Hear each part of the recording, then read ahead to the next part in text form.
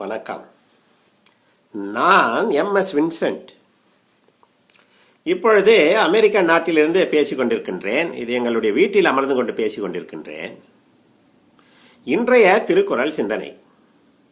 திருவள்ளுவர் ஒரு அருமையான திருக்குறள் கூறியிருக்கின்றார். என்ன சொல்கின்றார்? மேல் இருந்தும் மேல் அல்லார் மேல் அல்லர், கீழ் இருந்தும் கீழ் அல்லார் கீழில் அவர். மேன்மையான இடத்திலே மேல்மட்டத்திலே இருக்கின்றவர்கள் மேன்மையான குணம் இல்லை என்றால் அவர்கள் மேன்மையானவர்கள் அல்ல.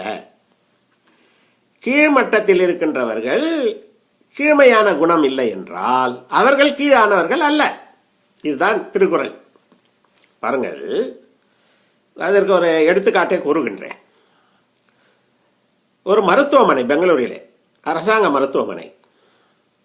அங்கே ஒரு டாக்டர் இருந்தார்.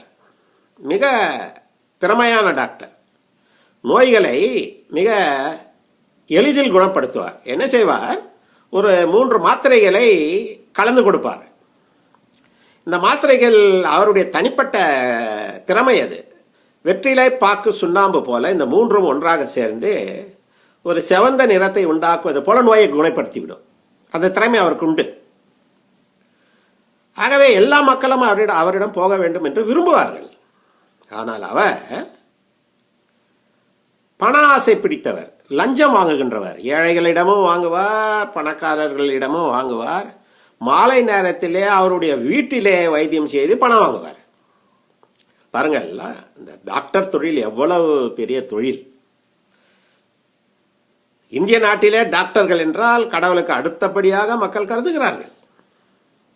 எனக்கு தெரிந்த எத்தனையோ டாக்டர்கள், உன்னதமான டாக்டர்கள், உயர்ந்த குணங்களை உடைய டாக்டர்கள், இந்த மெடிக்கல் எத்திக்ஸ் என்று சொல்கின்றார்களே அதை கடைப்பிடிக்கின்ற டாக்டர்கள் சிறந்தவர்கள் இருக்கின்றார்கள்.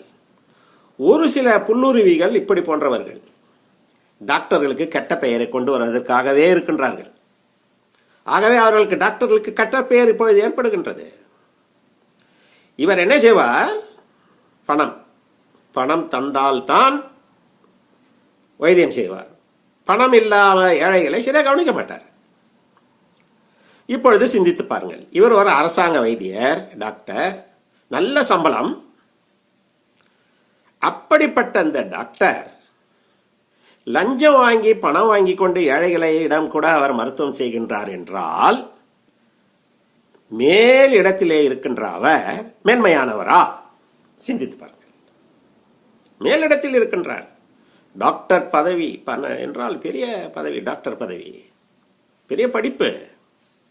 அங்கு இருந்து கொண்டு இப்படிப்பட்ட கீழ் செயல்களை செய்வதால் மேலிருந்தும் அவர் கேடுகட்ட கீழ்மையானவர். அதே மருத்துவமனையிலே ஒரு கிளாஸ் 4 சர்வெண்ட், ஒரு வயதானவர், 50 வயது. யார் மருத்துவமனைக்கு போனாலும் அன்புடன் பேசுவார். இந்த ஆஸ்தமா நோயில் மூச்சு இழுத்து கொண்டு வருகின்றார்களே அவர்களை கையை பிடித்து இழுத்து கொண்டு போய் உடனே ஆக்சிஜன் கொடுங்கள் என்று உள்ளே போய் சொல்வார். முதியவர்களுக்கு சில உதவிகள் செய்வார். தள்ளாடி கொண்டு வருகின்றவர்களை ஒரு பெஞ்சின் மேல் அமர செய்வார். அன்புடன் பேசுவார். எல்லோருக்குமே அவர் பிடிக்கும். ஆனால் வேலை செய்வதோ கடைநிலை ஊழியர். இந்த சமுதாயத்தில் இருக்கின்ற அடுக்கு, மேல் அடுக்கு, மத்திய அடுக்கு, கீழ் அடுக்கு, ஹைரார்கி. இந்த ஹைரார்கியில் கீழ் இருக்கின்றார். இப்படிப்பட்ட மேன்மையான குணங்களை உடையவர். இவர் கீழானவரா?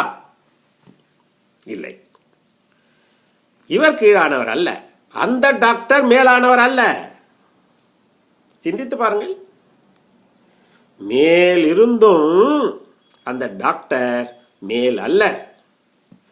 கீழ் இருந்தும் இந்த கடைநிலை ஊழியர் கீழ் அல்லவர். இன்று இந்திய சமுதாயத்திலே பெரிய பணக்காரர்கள், ஏராளமான பணம், கோடி கோடி பணம், எத்தனையோ கார்கள், எத்தனையோ பங்களாக்கள். நிம்மதியாக வாழ வேண்டியவர்கள் கோடி மேல் கோடி ஆசைப்பட்டு கோடியோடு கோடி கோடி கோடி சேர்க்க வேண்டும் என்ற எண்ணத்தில் ஸ்கேம் என்ற ஊழலில் ஈடுபட்டு அவமானப்பட்டு திரிகின்றார்கள். எத்தனையோ பணக்காரர்கள் இன்று இந்திய நாட்டிலே. ஏன்? அவர்கள் மேன்மையானவர்கள் அல்ல. மேன்மையான குணம் இருந்திருந்தால் இருப்பதே போதும் என்று இருந்து விட்டுவார்கள். இருப்பது பத்தாது, இன்னும் சம்பாதிக்க வேண்டும், ஊழல் செய்ய வேண்டும் என்று அவர்கள் ஈடுபட்டு இன்றும் மக்கள் மத்தியிலே தலை குனிந்து இருக்கின்றார்கள். மேல் நிலையில் இருக்கின்ற அவர்கள் மேன்மையானவர்களா? இல்லை, அவர்கள் மேன்மையானவர்கள் அல்ல. இந்த கடநிலை ஊழியர் போன்றவர்கள் கீழ்மையானவர்களா? இல்லை, இவர்கள் கீழ்மையானவர்கள் அல்ல. இப்பொழுது பாருங்கள், திருக்குறள் என்ன அழகாக சொல்கின்றது. மேல் இருந்தும்